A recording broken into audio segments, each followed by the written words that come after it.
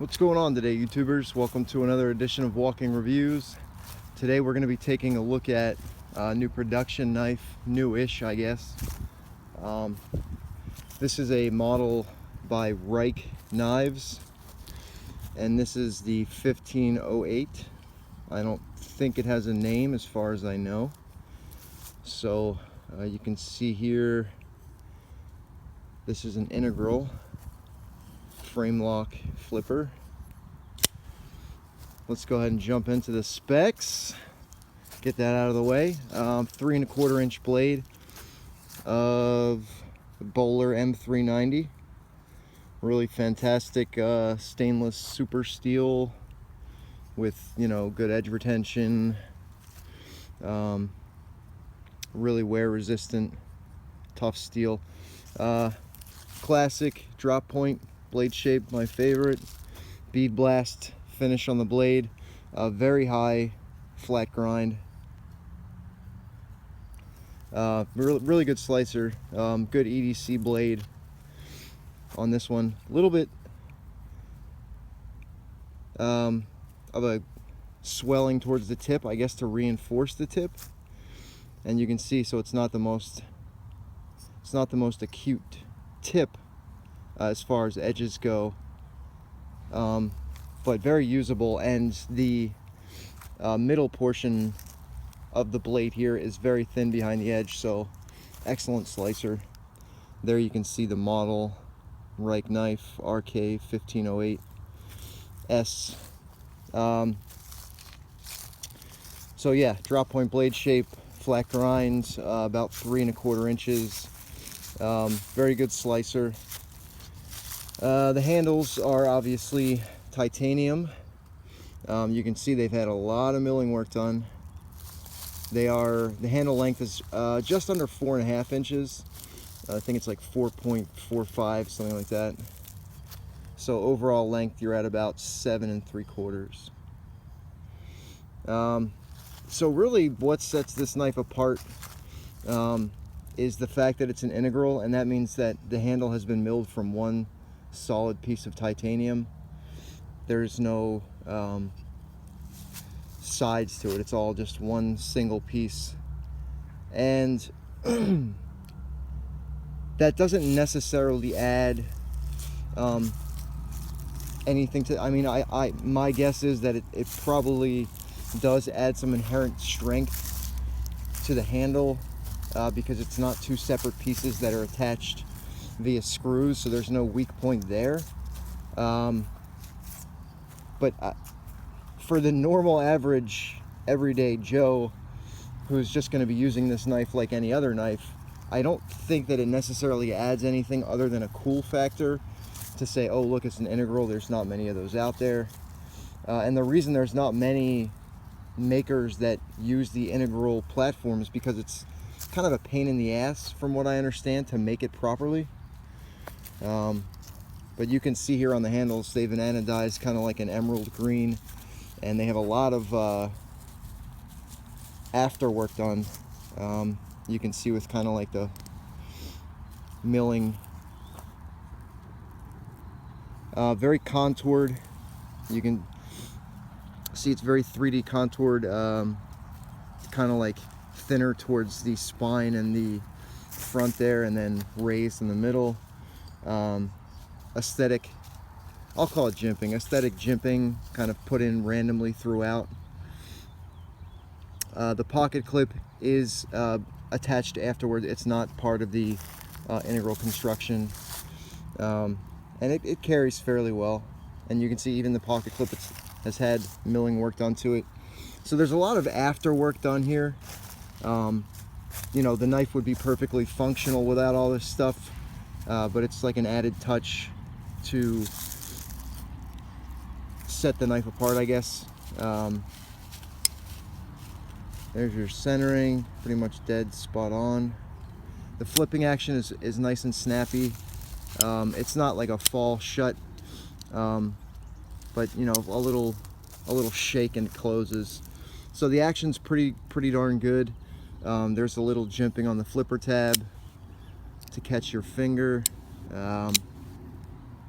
They did a good job with the relief cut for the lock bar, very easy to get to. When I first got the knife, it wasn't quite that easy to unlock.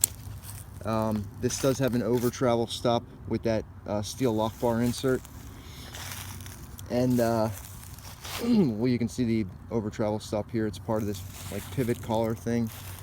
And just from the way it was designed, it doesn't necessarily travel that far over, so you really have to push it to its limit to unlock the knife.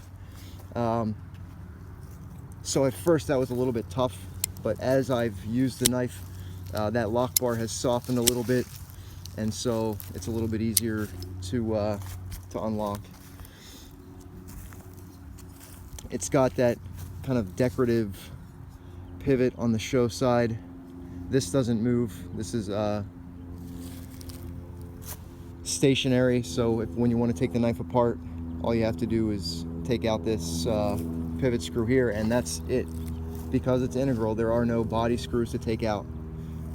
What that also means is you basically have to slide the blade out. So you take out this pivot, and then you kind of have to shake the pivot screw there out, and then you can kind of like slide the blade out of the body here. I attempted to take it apart, and I got down to the point where I was taking the pivot screw out, and I was like, you know what, it's not worth it. There's nothing that I'm going to do to the knife. I probably would have just cleaned it off, put a little nano oil on there to see if it smoothed out the action a little bit, but really it didn't need it. After flipping it for a while, it doesn't really need it. The action is plenty good. Oh, I forgot to mention the weight on this is 3.7 ounces. So for a full solid thick stock of titanium and a decently thick M390 blade, they did manage to keep the weight down fairly well, and I think that's because of all the contouring. Even though it started out, you can see this piece started out pretty thick, it gets fairly thin towards the spine and then towards the front there. So yeah, I mean, you can see that the knife has obviously had a lot of work done. And Rike Knives is, they serial number the knife as well. Rike Knives is one of those newish Chinese companies that kind of like stepped up their manufacturing game and started putting out their own designs, just like Kaiser and Rike. So the value part is a little bit tricky. Like I said, I don't know that there's anything inherently better about the knife being an integral, but because it is an integral, you just add another factor to the cost, because the machine work then becomes so much more difficult. Oh, you can see the stop pin is actually part of the frame as well. There's no like stop pin that they put in afterwards. It's milled out of the handle. So yeah, the integral process adds a whole new kind of dimension to the knife making process, where everything, tolerances have to be exact, because if this, if you mess up a little bit and it becomes a little bit too wide, well, now the blade's going to wobble when it's in there. And if it's not exactly wide enough, it's going to be, the action's going to be terrible because it's not going to have enough freedom of movement. So yeah, there is a degree of difficulty that comes along with making an integral, and that's why there's not many custom makers that will tackle the integral process.